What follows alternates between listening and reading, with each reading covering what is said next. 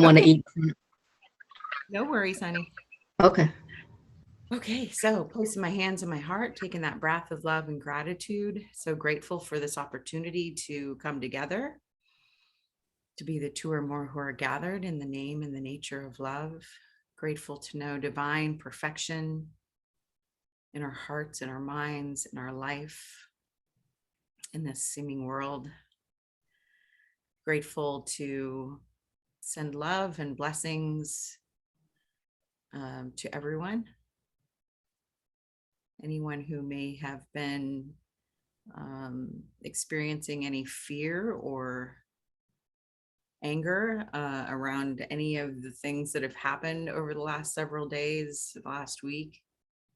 Yeah, just knowing all is well, and all shall be well, and all manner of things are well. So grateful for our willingness to remain open hearted, open minded, no matter what appears to be going on in this world. We're grateful to be in this community where there is so much love and compassion shared, where we can trust in our mighty companions, in our earthly and heavenly helpers, in our higher Holy Spirit self. We know that they are walking with us and talking with us and blessing us in all areas of life. We're grateful to bless this conversation, to bless those here and all those who may listen later. Grateful to bless the technology that we get to use to come together. And we're grateful to share those blessings and the love that we are with Mother Earth and all her beings, knowing that we are one. In grace and gratitude, we let it be, and so it is. Amen. So, chapter 30, section 3, Beyond All Idols. And I'm going to start us off in paragraph 1, but I am going to add a little bit of 3 and a little bit of 4 because they all kind of just jive together for me when I was reading it. Idols are quite specific, but your will is universal, being limitless. And so it has no form, nor is content for its expression in the terms of form. Idols are limits. They are the belief that there are forms that will bring happiness, and that by limiting is all attained. It is as if you said, I have no need of everything. This little thing I want, and it will be as everything to me.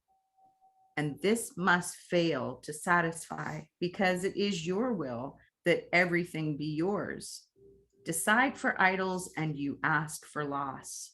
Decide for truth and everything is yours.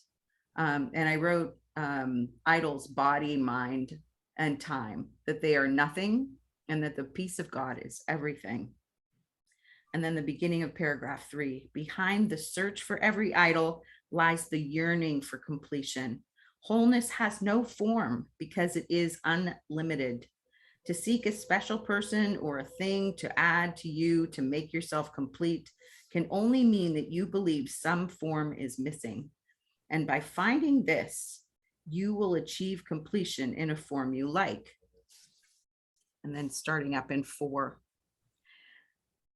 it never is the idol that you want, but what you think it offers you. You want indeed, and have the right to ask for. Nor could it be possible it be denied. Your will is to be complete. Your will to be complete is but God's will, and this is given you by being his. So again, really is telling us that our goal is just the peace of God, and all else will be given unto us because it's already been given. And anything else that we are searching for outside of ourselves is not going to bring us the happiness that we're looking for. So that's where I'm starting us off. Who would like to And that share? kind of brings up a question for me, if I can ask it, is that Yeah, yeah, go I've been ahead, thinking Deborah. a lot about this after the reading, and I think that everybody can identify with this, that we go around thinking, oh, if I only had this, I'd be happy. If this only happened, I'd be okay. And then that thing can come along that we think we need, and immediately after we get it, we start getting, at least I do, this gnawing sense of wanting something else to Yes, fulfill that. yes. And I listened to a lecture a while ago, and I think it makes sense. This person didn't use these terms, but he said he called this the God hole, and the only thing that can fill that is God. That makes sense. And Yeah. anyway, I guess my question with that is, at some point, does this ego dissipate and get less about its demands and its wants and all these things? Can we look forward to some kind of reprieve? Well, for myself, I can only speak for myself. What has happened and is continuing to happen is not so much that the ego stops wanting. It's that I am not giving it much of my attention. So, ego may still be saying, if I have this physical object, whether it be a car or more money in my bank account, or whether I have perfect health, since I'm dealing with some physical issues at the moment, it's not going to be the end all be all to make me happy, and then I'll stop wanting. The ego will continue to want and want and want because it is never satisfied. But with practice over and over and over again, not putting my attention on what the ego is saying that it wants, and believing that I have everything that I need, that I am perfect, whole, and complete, even if it does not appear that this body is perfect, whole, and complete. And I don't have an attachment to this body being perfect, whole, and complete. I'm willing to allow what my experience is supposed to be, because the way I look at it is, I signed up, like Jennifer says, the script is already written. I signed up to have a specific experience in this world. And that experience is for me to learn. So it's absolutely for my good. And if I can hold it lightly, as if it's just a game that I'm playing, it's much easier for me to not be attached to it, if that makes sense. Yes, that does make sense. Yeah, thanks for the question. Kathleen. Yeah, that is a great question. And I've just been really noticing lately that it's a little bit easier for me to not identify with the thoughts that are in my head, and that I can say I'm not interested in that thought. And I'm not interested in thinking that I'm the person that's going through all these special relationship issues with other people. I'm not that person either. And having read the Ho'oponopono book, Zero Limits, subconscious either sends up memories or inspiration. So most of our ego thoughts are based on our own memories of false experiences in the past. And we can take those thoughts and we can send them up to be cleansed. And Hugh Len cleansed all day long. He took all of his thoughts coming up from the memory section of his unconscious and sent them up to be cleansed, which I think is great. And then the other thing coming up to be is inspiration. And that's where those are the thoughts, or whatever they are, impulses that I want to, base my day on, is getting a feel for what the Holy Spirit wants me to do through the inspiration channel, instead of like constantly redoing memories over and over and over. And I know Jennifer says these are patterns that are coming up to be healed. And I appreciate that. And my response is, I don't have to figure them out. I can just let them go. I don't want to go to therapy about them anymore. I just want to let them go and know that, like it says all over this this section, we are already complete. We're complete. We already are. And there's so many beautiful parts in here.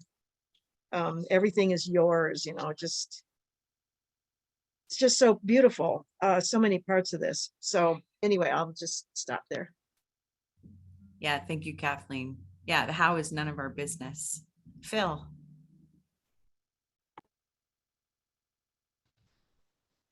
Hi, everyone, and thanks, Linda, for starting us off, and for Deborah's question, and for Kathleen to say, that we don't need to know.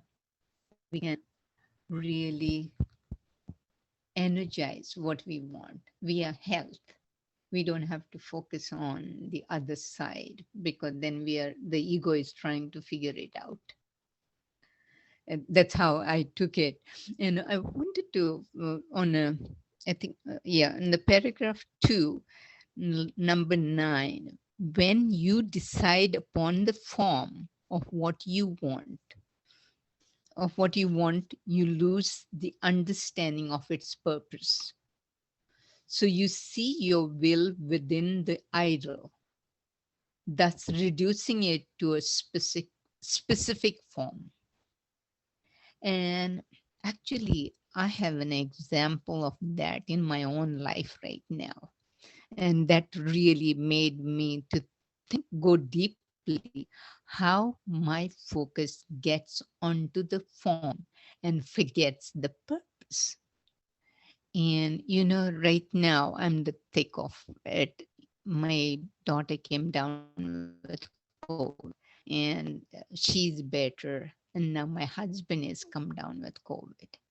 And look, see how I was judging the whole thing, because they kept on testing, and my husband tested 4 times. 3 times he was negative, 4th time he came positive.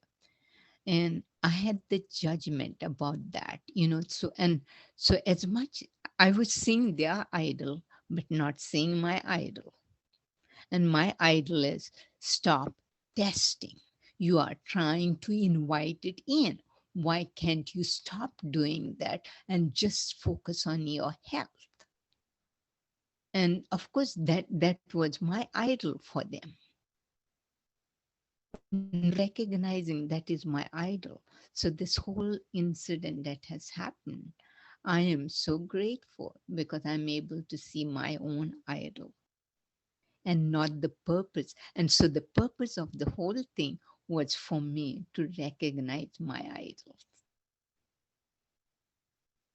So I just wanted to share that with you guys. Thank you for listening. Thank you, Phil. That's a beautiful demonstration. Beautiful demonstration. See, we can learn from everything. It's amazing. Who else would like, oh, Derwin, go ahead.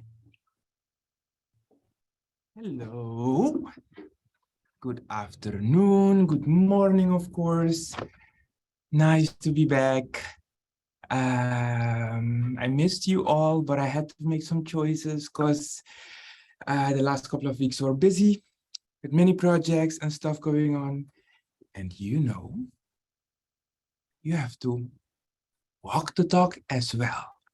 So I was busy walking the talk.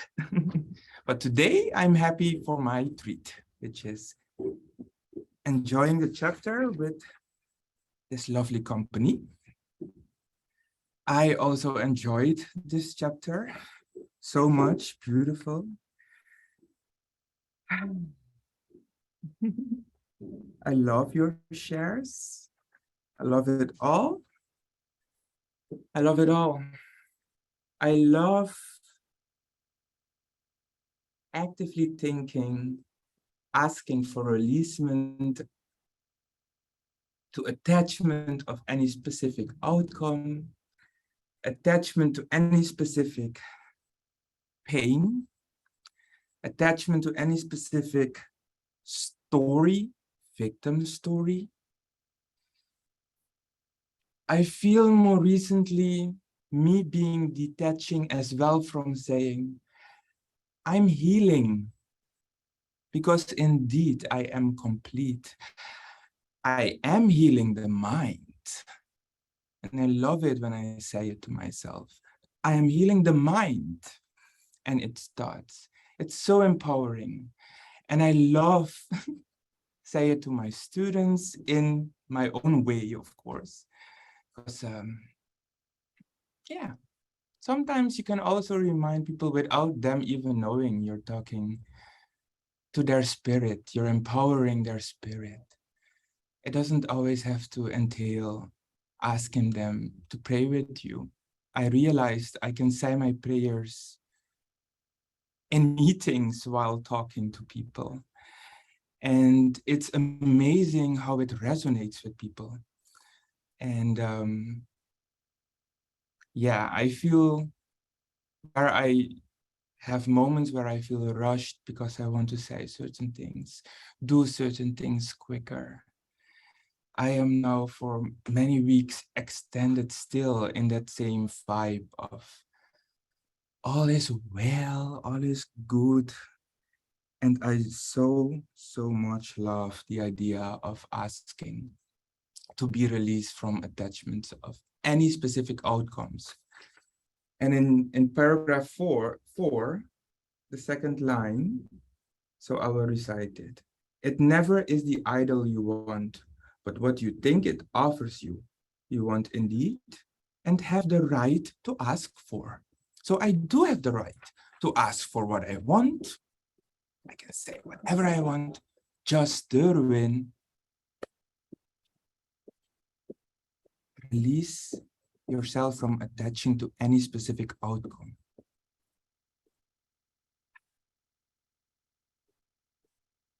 Thanks. Thank you, Course in Miracles. Thank you, study group. Thank you all. Love it.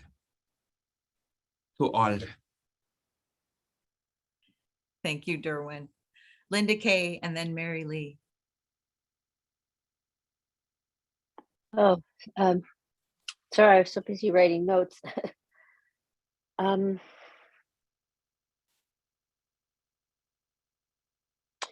Today is my 1-year anniversary of doing work with a Power of Love ministry. So yesterday was the anniversary of what was for me a very negative day, a 1-year anniversary of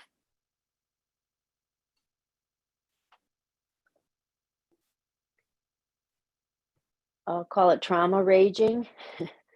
And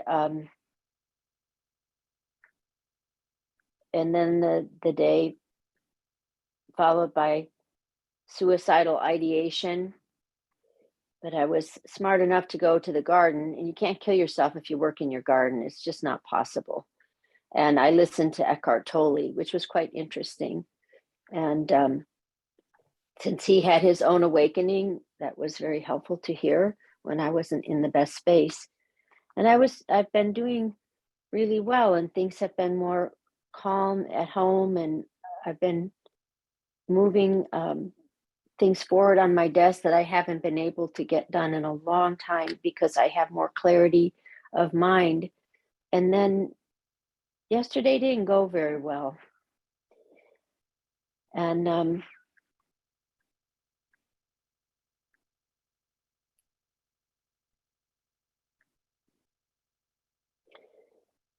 I definitely have a lot of confusion right now because, is the idol your husband? Is the idol a special relationship while I'm in pursuit of a holy relationship? Does this for couples where one has been very committed to the work and one at times makes fun of the work, like, oh, here we go with that God speak or psychobabble, or yeah, Linda's nodding her head.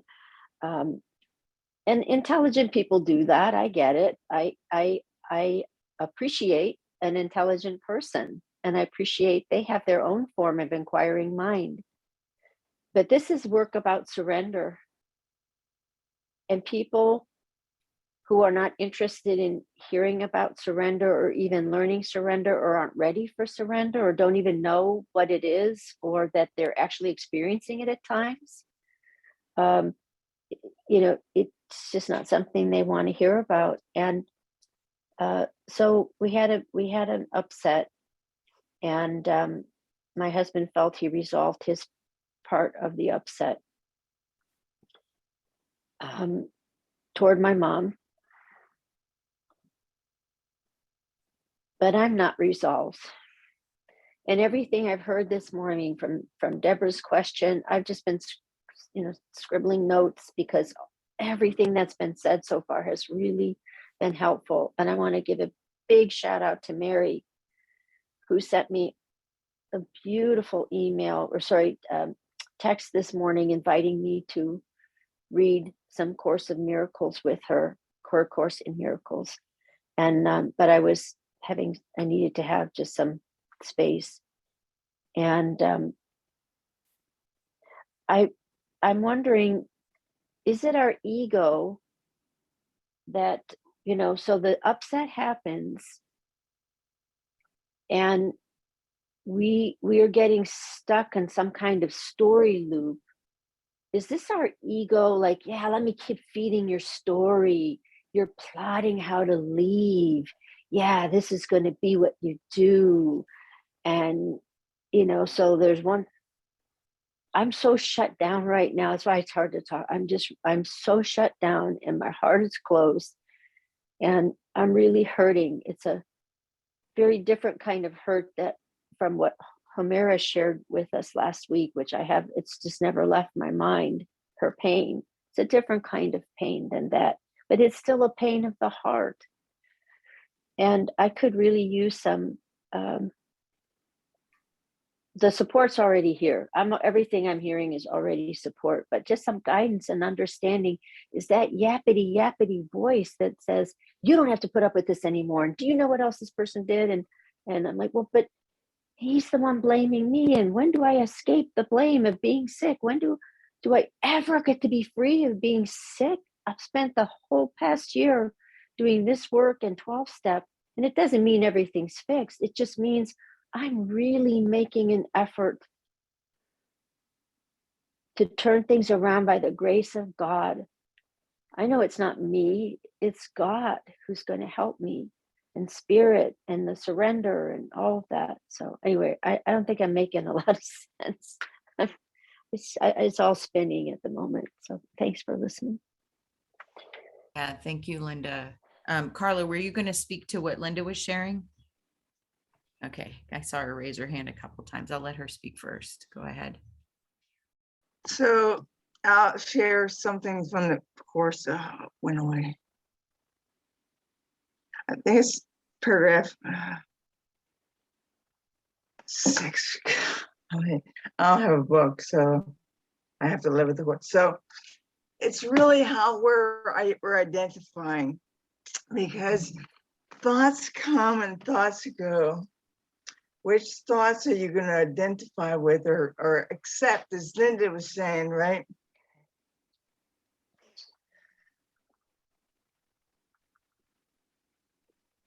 Yeah, I'm trying to. So if we're only the Son of God, right? So only loving, kind, whatever, forgiving. There's only love. There's only love. That's the only thing there is. It can appear many different ways. We are spirit. It says in, I think, lesson 97, I am spirit. You are spirit. So you're having a form experience as Robin or Linda or Carla. And then, so every thought you look at those thoughts that come and go. This is what I've chosen. Is this a loving thought? And sometimes it seems like it, and sometimes I don't know. But I just sit with the moment, sit with where I am, and love myself accept myself, accept what's happening. I mean, look, if we're one with everyone, there's what, I don't know, are we up to 8 billion yet people on the planet? If all thoughts are shared, then think about it. All those thoughts are coming into my mind. Now, the ones that come into my mind first is probably the ones I'm in proximity in, because we're all transmitters, we're all receivers. And so they're sending out thoughts. So like in radio transmission, if you're close to the tower, you probably get that thought first. And they're a tower. David is closest to me. So I may get those thoughts. So I get to pick and choose which thoughts I accept as true. Doesn't make certain thoughts true and certain thoughts false, but I get to accept it now. Sometimes the most painful experiences are the most healing experiences. Because when you have a cut, say, and it's healing on top, it appears like it's healing on top, but down in between, there's something going on underneath. It, whatever it is, has to come up for healing. So when you're feeling pain, when it's the divine alarm clock telling you that you believe something that isn't true. It's not bad, what you're feeling. It's coming up, coming to the light for you to let go of it. How can you let go of it if it's hidden deep within? You don't even see it. It has to come up. It has to be accepted, which is you, your thought that you believe, that you attach to, whatever. Let it come up. Feel it. Don't believe that that's you. Don't identify with it as true. Just let it go. Letting go is the healing. That's forgiveness. That's love, because all there is love. Forgiveness is love. Acceptance is love. If it doesn't feel right, and believe me, I fall every day. I get up, I get disturbed or anxious, or start thinking, start believing those thoughts, and then my body is telling me something. It's telling me something, but I'm not listening to it. So I don't know if that answered your question, Linda, but it's okay if you're not clear. If things are coming up or you're feeling things, that's good. That's helpful. Remember to identify with the truth, which is love, which is the divine self. Breathe. Breathe. Sometimes just breathing is enough. Identify with the calmness, with the peace of God, with the truth of who you are. I hope that helped.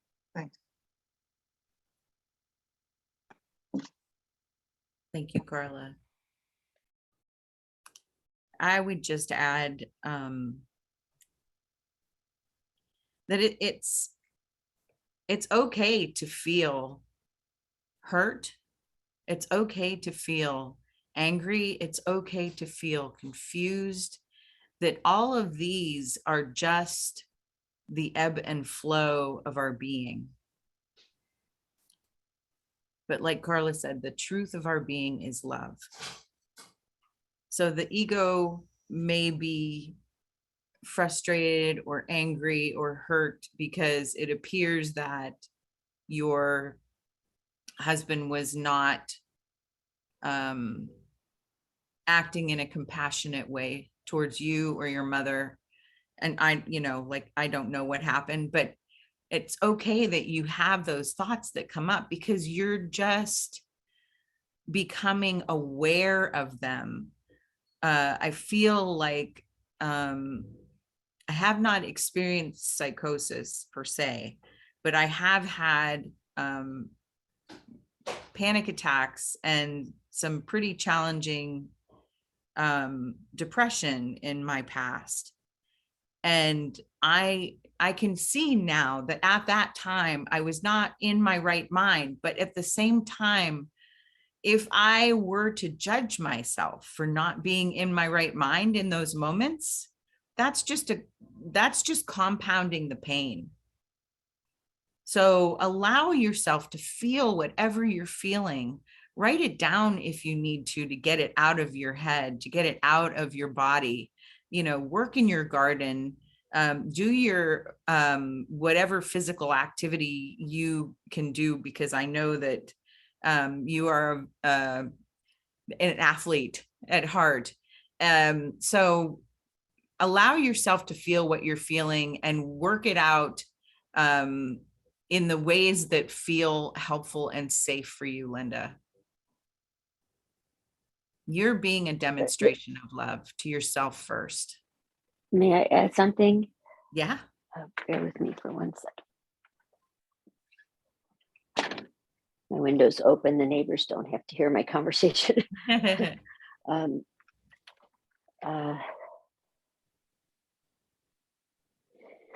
Earlier in the day, we had a talk, and we seem to have this same talk over and over and over again.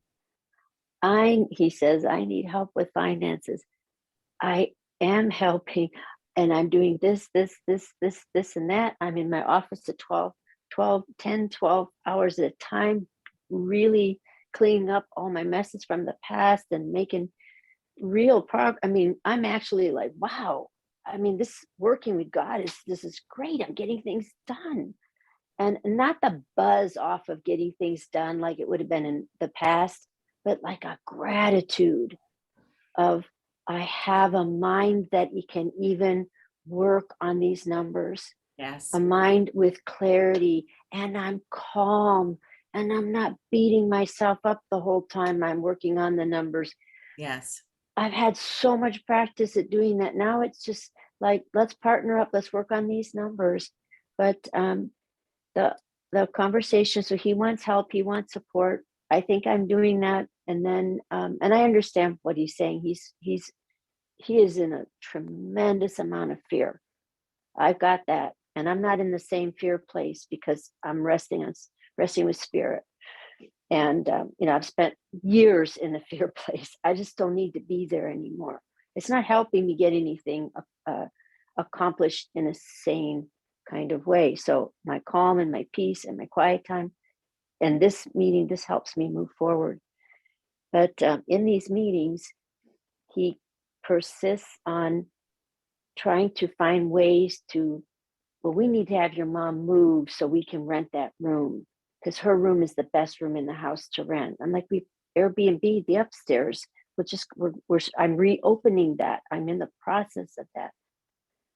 Well, she's we still need that room, so she's gonna have to live with your brother. And like, he just won't let go of it. So I try to calmly listen. I try to be patient. I try to understand that he's upset that I'm not siding with this plan that I don't agree with at all. I signed up to take care of my mom, who's actually a very active and healthy senior. Thank God. But when he was extraordinarily unkind to her later over the pickle jar, I was already primed from the morning conversation about getting rid of her. And this scenario, the us, them, the Linda in between, it continues. And I've done a divine experiment. And just when I think things have improved, it goes back into the loop. So I thought things got better. He was being kinder, and things were more harmonious at home, and everyone can go about their lives. And then we go back to, I guess, the fear comes, and he needs for her to go when he's in his sphere. And I just haven't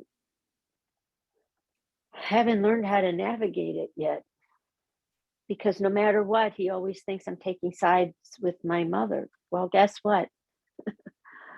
I will take care of her, and I'll leave if I have to do that. You can have your house and sell it and all the things. Like, I'm at the point where I'd already surrendered it all to God. We get to stay, amen. We have to leave, amen. And I do notice that when you've surrendered all the things that you think matter so much, there's a certain freedom that comes in. If I have to make a change, so be it. But it's painful working through that process. So that's all I want to say. You know, I've been married for a long time, and he's been very courageous to be with me while I was at my very worst. But I wonder where these obligations begin and end. So that's all. Thank you. Yeah, thank you, Linda. Yeah, I would just know that if you are to go or if you are to stay, that will be made so clear that you will not question it whatsoever. And in the meantime, just be tender with your gentle heart. Yeah. You're doing it, sweetie. And we're here to support. Mary Lee, thank you for being so patient. Oh, that's okay. Everything that everyone is saying seems to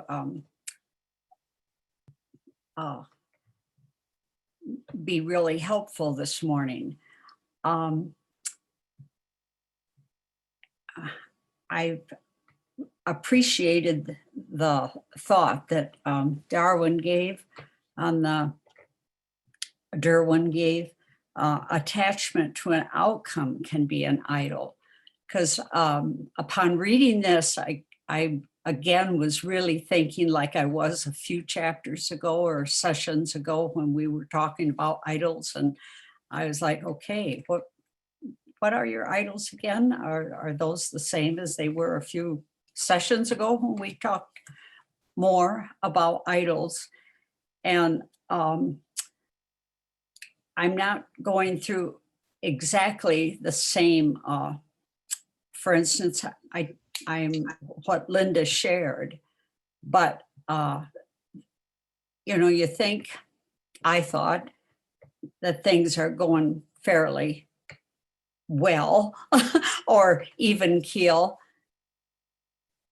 And rather unexpectedly, a friend lied to me. And I don't need to go into the details because that would take a little bit too long, but just she lied and was deceitful and sneaky. And even a thing like that can throw you, because am I attached to an outcome? Yeah, I am, because I have plans with this person later in the month to do something. And I'm like, it just, daily life can be going through, and things that we really don't have control over. We have, Linda did not have control over this being brought up to her about, her mother or what she is studying and benefiting from. And you can feel that you have in my case, not having family, my friends take on an importance that others that have husbands and close family with them.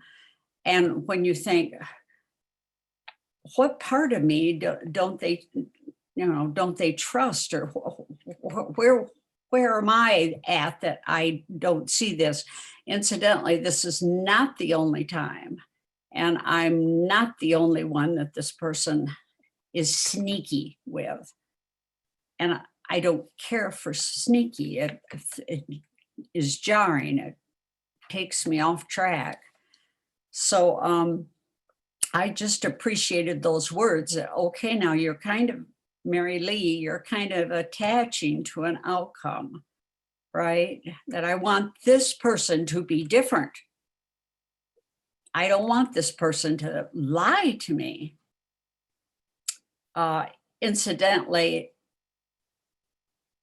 letting the person know that you have caught them in the lie and asking them to ask for an apology doesn't work in this instance, because unfortunately, many of us, can get, instead of, if someone wants you to apologize, instead of apologizing, they get very, no, I am perfect. I do not apologize. I do not ever do anything wrong. So that there's that.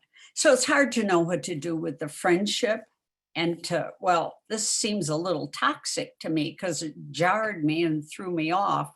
So, in looking for ways to deal with it, I don't want to be so attached to the outcome, but how to deal with it. And it seems like that can be so much our daily life. Like Linda said, I think I can feel clear on I'm doing well, and then somebody or somebody's words, and it can feel like an attack. So it's hard not to be attached to that outcome, that you want to have your life be peaceful. But in dealing with some things, it can be very challenging, sometimes more challenging than you wish you had to deal with today. I don't have any answers. Yeah, I just have more questions like that. Yeah, thank you, Mary Lee. And I will just say before Carla jumps in, that the reason why it doesn't work to ask somebody for an apology is because what they hear out of your mouth is your judgment of them.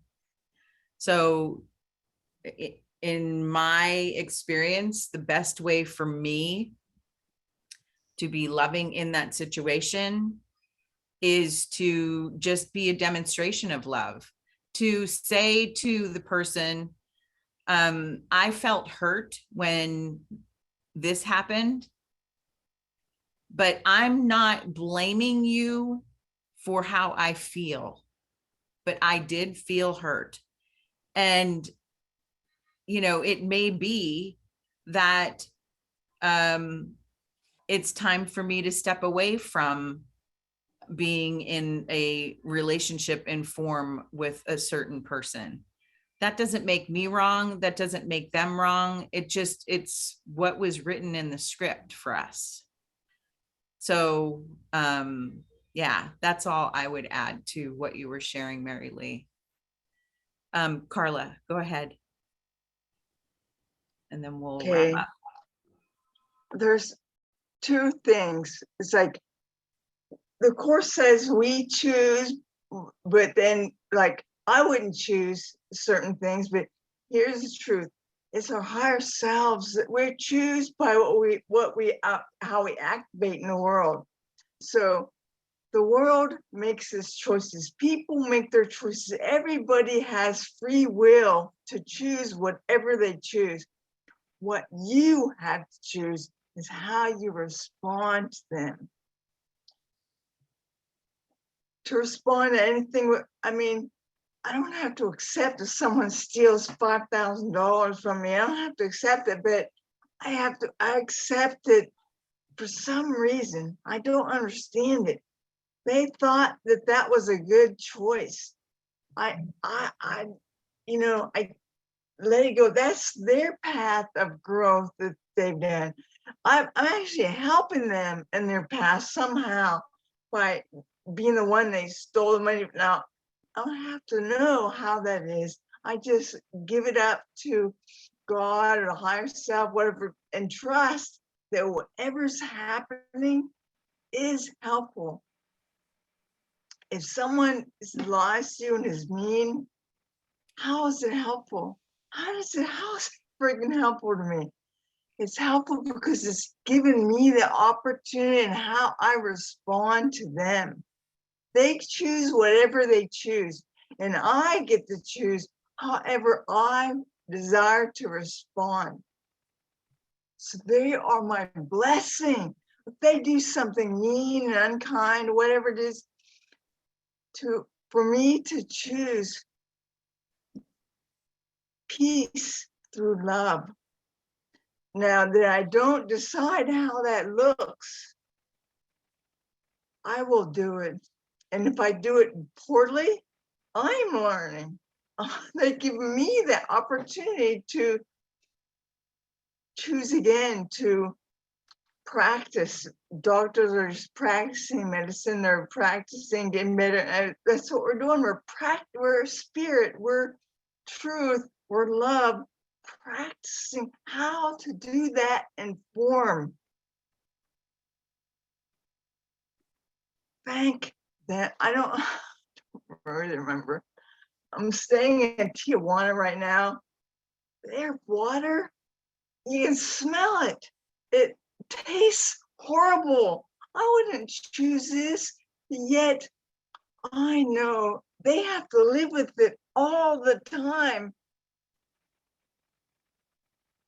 I can do 2 weeks of it, no problem. And I love the fact that they're willing to do it. I appreciate that, the opportunity. If I'm love, if I spit my water out or whatever I do to brush my, then the saliva in my mouth has love in it and it goes into their water. And I am fixing and healing their water.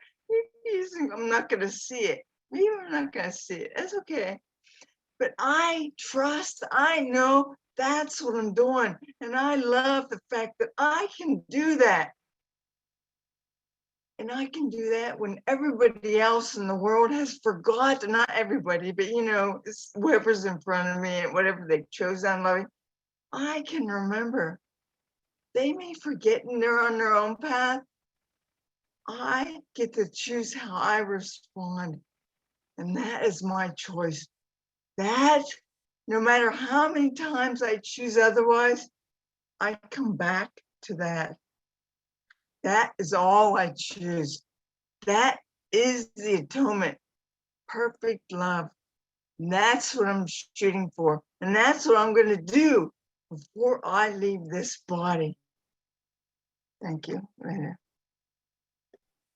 Thank you, Carla. Grace, quickly, and then we will close out. Okay, have we got time? I only jumped in late, so I know you want to go. Yep, okay. I have to leave early, so we have 2 minutes. No, it's okay. I'll wait till next week. You Are should you sure? get off. Okay. Yeah. All right. Well, so I'm just going to close with the last paragraph, 11, almost the last line, where he says, idols must keep hidden what you are, not from the mind of God, but from your own. The star shines still. The sky has never changed, but you, the Holy Son of God himself, are unaware of your reality. We are pristine, beautiful, innocent children of God. That will never change. That has never changed. And if our intention is to be loving in every single instance, then that will have to be felt in the world. That will have to be felt in the world because that is our intention. to be the love and share the love. So next week we are continuing in chapter 30. We're moving to the truth behind illusions, which is section 4. So I thank you all for your coming and joining us today, and for your patience in allowing me to bug out a little bit early. This will not be an everyday thing, that's for certain. Or every week. So thank you, everybody. I love you so much. Have a Love you. beautiful rest of your week. I'll see you soon. Bye Thank bye. you. Go. Love you. Bye. Bye for now. Thank you. Thank you.